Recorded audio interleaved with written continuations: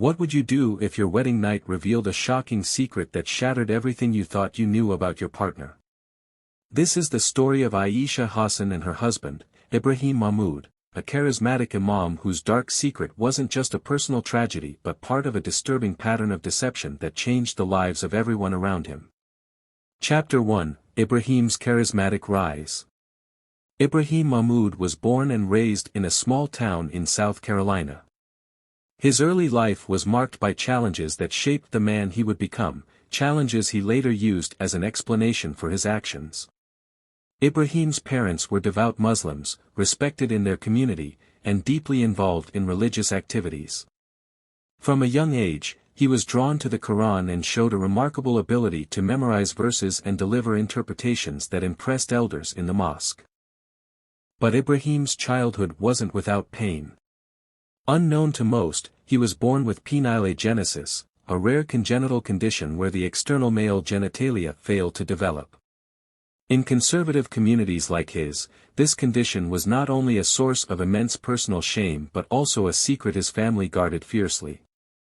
To protect him from ridicule, Ibrahim's parents decided to raise him as normal as possible, never allowing anyone outside the immediate family to know about his condition. Despite his parents' best efforts, Ibrahim faced bullying and exclusion as a child. Though the specifics of his condition weren't widely known, his peers sensed that he was different. He was often mocked for avoiding sports and gym activities that required changing clothes in front of others. These early experiences left him with deep emotional scars, fueling a lifelong fear of rejection and judgment. Chapter 2: The Birth of an Imam. Determined to overcome the stigma of his condition, Ibrahim threw himself into his faith. By his late teens, he had become a respected hafiz, a person who memorizes the entire Quran. This accomplishment earned him admiration and opened doors for him to study at a prestigious Islamic seminary. It was during these years that Ibrahim began to craft the persona of a devout, confident leader, someone who commanded respect and exuded authority. In his 20s, Ibrahim returned to the United States and began delivering sermons at various mosques. His eloquence and deep understanding of Islamic teachings made him a rising star in the Muslim community. By the time he was 30, he had been appointed as the imam of a large mosque in a metropolitan area, where he gained a loyal following. Ibrahim's reputation wasn't just built on his knowledge of the Quran but also on his ability to connect with people. He was a counselor to couples, a mentor to young men, and a mediator in community disputes. His charisma was undeniable, and his position gave him the kind of respect and influence he had craved since childhood. But beneath this carefully constructed facade, Ibrahim carried the weight of his secret, a secret that would eventually bring his world crashing down. What the community didn't know was that Ibrahim's rise to prominence was marred by personal failures, particularly in his marital life. Before meeting Aisha, Ibrahim had been married twice. Both marriages ended abruptly, but the details were shrouded in mystery, with Ibrahim giving vague explanations about irreconcilable differences. In reality, both divorces were the result of Ibrahim's hidden condition. In his first marriage, he revealed the truth to his wife on their wedding night, hoping that their emotional connection would help her accept him. Instead, she was devastated, feeling betrayed and misled. The marriage lasted less than a month, with the wife filing for annulment and leaving the community entirely to escape the shame. His second marriage followed a similar pattern. Ibrahim withheld the truth until after the wedding, believing that his charm and position as an imam would make his new wife more understanding. But the result was the same: shock, betrayal, and a quick annulment. These failed marriages could have derailed his career, but Ibrahim used his position to control the narrative.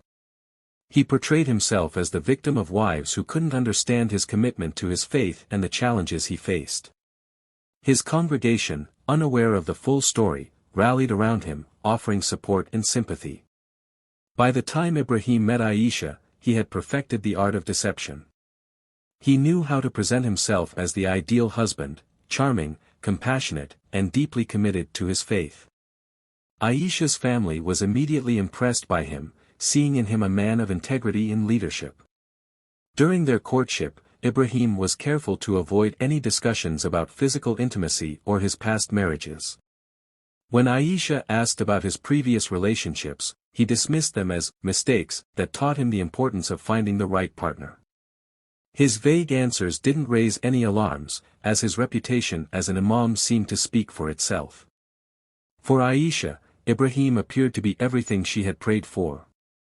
He was patient, kind, and deeply knowledgeable about their faith. Her parents were equally convinced, urging her to accept his proposal. Looking back, Aisha would later realize that her trust in Ibrahim's public persona blinded her to the warning signs. The wedding was a grand celebration, attended by hundreds of guests who admired Ibrahim and Aisha as a perfect couple. The ceremony was flawless, with prayers, blessings, and speeches that emphasized the sanctity of marriage. But the joy of the day quickly turned to despair. On their wedding night, Ibrahim's nervous behavior immediately caught Aisha's attention. He avoided physical contact, claiming exhaustion from the long day. When Aisha pressed him, sensing something was wrong, Ibrahim finally broke down. Through tears, he revealed his condition, explaining that he had been born without external male genitalia. He begged for her understanding, claiming that his fear of rejection had driven him to hide the truth. He insisted that his love for her was genuine and that they could find ways to make their marriage work. For Aisha, the revelation was a crushing betrayal. She felt humiliated, angry, and deeply hurt. This wasn't just a personal issue, it was a violation of the trust and transparency their faith demanded in marriage. When news of the annulment broke, the community was shocked. Some supported Aisha, believing that Ibrahim's deceit was inexcusable, especially given his position as a religious leader. Others defended Ibrahim, arguing that his condition was a personal matter and that he had suffered enough. Social media amplified the controversy, with debates about whether Aisha's actions were justified.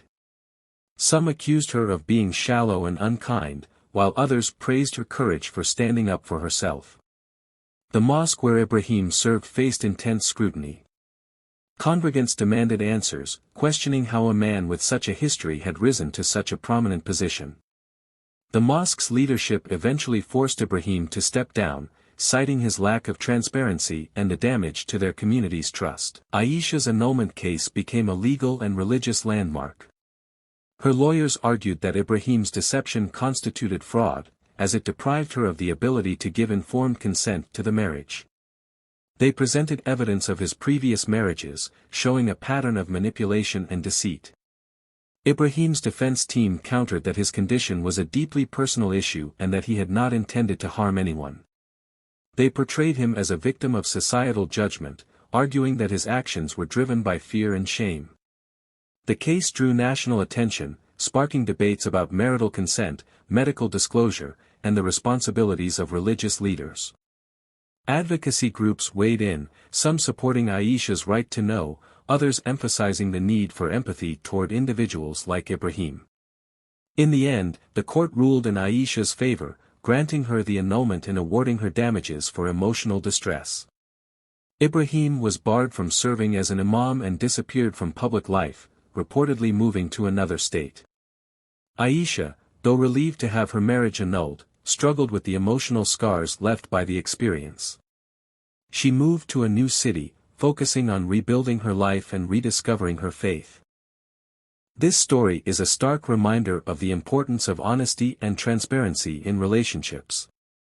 Ibrahim's actions, born out of fear and shame, ultimately led to his downfall, while Aisha's courage in standing up for herself inspired many to speak out about the importance of trust and consent.